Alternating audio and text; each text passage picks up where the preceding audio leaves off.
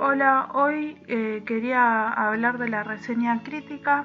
Ustedes pueden hablar de lo que más les guste, lo que lean, lo que vean en películas, en series. De hecho, algunas críticas nos han llegado y bueno, los invito a ver la estructura, los recursos lingüísticos y estrategias.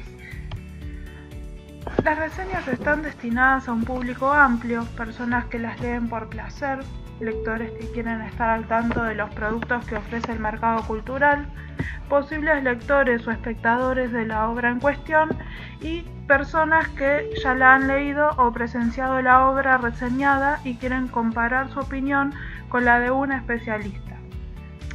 Entonces ustedes van a ser los especialistas y van a recomendar algunas de las cosas que más les gustaron, ¿sí? Por ahí hay alguien que está leyendo la revista y se encuentra con su reseña, una recomendación sobre algo nuevo que todavía no habían leído, ¿sí? Ese es el público que posiblemente lea la reseña que ustedes tengan para hacer.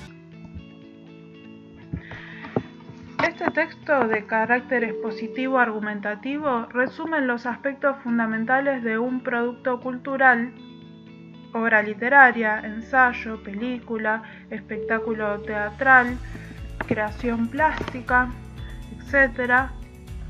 Y ofrece además una evaluación fundamentada de su calidad por parte de un crítico o especialista en el tema.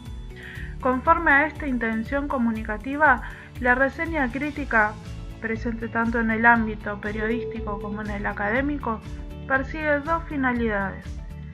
Es informativa porque da a conocer una información, de ahí la síntesis del contenido de la obra, y es persuasiva, trata de demostrar la veracidad, la verosimilitud o realidad de los argumentos con el que el crítico sostiene su valoración. Quiere decir que ustedes no solamente tratan de convencer al otro, ¿sí?, sino que explican por qué sería bueno que vean esa película, por qué sería bueno que lean ese libro, etc. En los ámbitos académicos las reseñas críticas son muy importantes porque a través de ellas no solo nos enteramos del tema de una obra, sino de la forma como ésta es recibida por la crítica.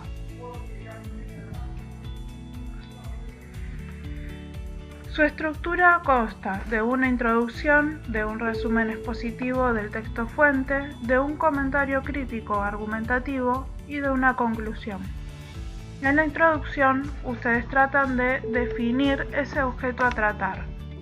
En el resumen, se trata de reconstruir el argumento, de señalar qué es lo importante de ese libro, de qué se trata. Siempre es importante que no analicemos el final, ¿no? Que no adelantemos, porque la gente, uno de nuestros posibles lectores, esté leyendo la reseña con la intención de ver, ¿sí?, o leer esa obra. Entonces tratar de no arruinar esa posible primera impresión que tenga de esa obra. El comentario crítico argumentativo, y en esto nos vamos a detener, es la posición del autor. Justifica sus afirmaciones contrastando elementos de la obra con sus argumentos u opiniones. Los elementos que hay en la obra, cómo se trató la obra, si les parece que es algo que recomendarían, ¿sí?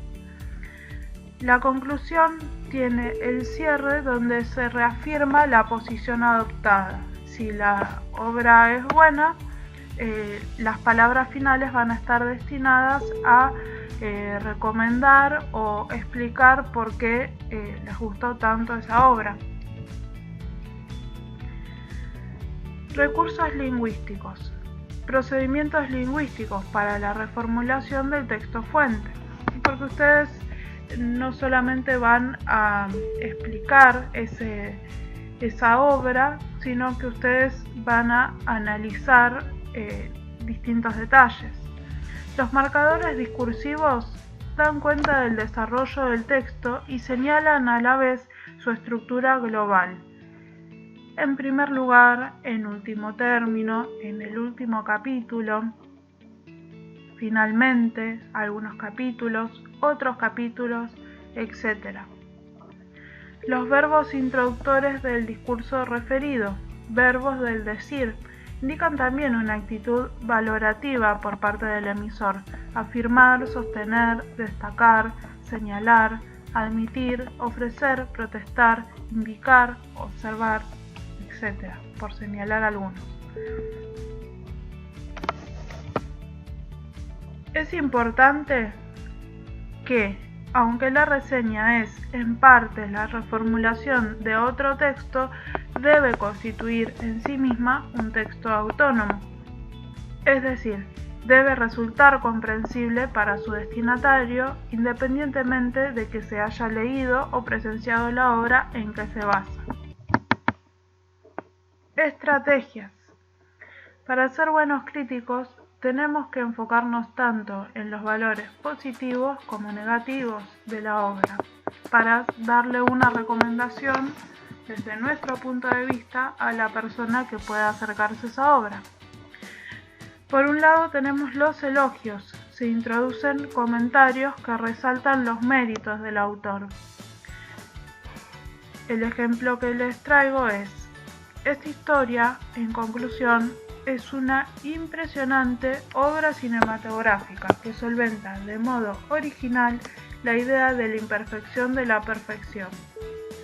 Fíjense, tanto impresionante como original son adjetivos que yo uso para resaltar esa obra, para hablar favorablemente de esa obra. Si nos encantó, usamos todos los adjetivos que van a describir esa obra. En cambio, también está la persuasión amistosa, que manifiesta afinidad con el autor para que el público se forme un juicio positivo acerca de la obra. Y fíjense el ejemplo. El espectáculo que aquí hemos presentado reúne todos los requisitos que, a nuestro juicio, hacen atractiva a una comedia musical. El director, como siempre, no ha descuidado un solo aspecto de la puesta en escena. Ese como siempre, ¿no?, habla no solamente de esta obra, sino de todas las obras anteriores del director. Entonces, está tratando de convencernos que aunque no hayamos visto esta obra, todo lo que hace el director ya es bueno. Entonces, nos predispone de alguna manera para ver de manera positiva esta nueva obra que vamos a ver.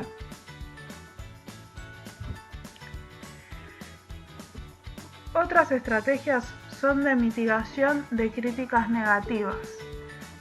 Aun cuando tenemos que hacer una crítica negativa sobre algún aspecto de esa obra, ¿sí?, vamos a tratar de que no sea totalmente destructiva. Por un lado tenemos la alternancia de comentarios favorables y desfavorables. Vamos a tratar de hacer un equilibrio entre lo favorable y desfavorable. Se suavizan los juicios desfavorables intercalándolos con opiniones positivas acerca de otros aspectos de la obra. Por ejemplo, el texto pretende poner al alcance del lector común un tema tan especializado que necesitaría un glosario para reponer el significado de los abundantes tecnicismos. Todo eso es un aspecto negativo. Sin embargo, la inclusión de figuras ilustrativas resulta de gran utilidad. Fíjense, la primera oración es negativa, ¿sí?, pero inmediatamente después, con el sin embargo, tratamos de mostrar la idea opuesta, algo favorable. Después tenemos la apertura con comentarios positivos. Se moderan las opiniones negativas situándolas en medios de juicios positivos. Un ejemplo: el autor presenta la biografía del prestigioso científico basándose en un exhaustivo acopio de documentos. Pero, Al no seguir un orden temporal, el lector no logra reponer la cronología del sinfín de hechos.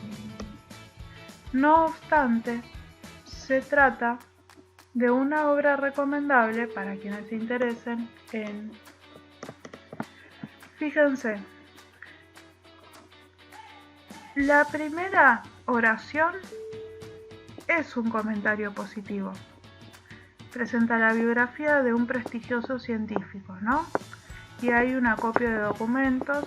Todo esto sería positivo. El pero introduce la crítica, ¿sí? Seguido de otra oración que va a volver con un comentario positivo. Entonces es parecida a la alternancia de comentarios favorables y desfavorables, con la diferencia de que ya empieza con una oración positiva.